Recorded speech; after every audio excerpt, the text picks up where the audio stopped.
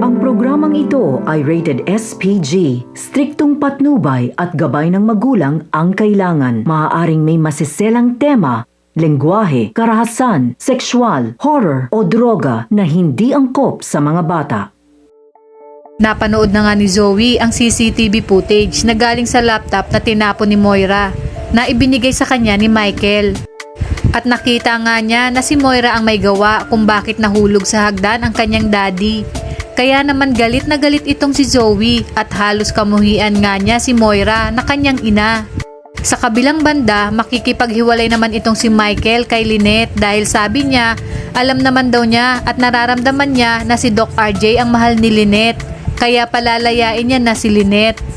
Magkakaharap na nga itong mag-inang si Zoe at Moira at dito nga sasabihin ni Zoe na walang kasing sama si Moira dahil sa ginawa niya sa daddy nito.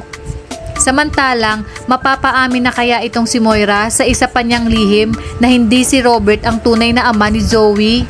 Bistado na nga itong si Moira dahil sa ginawa niya kay Robert.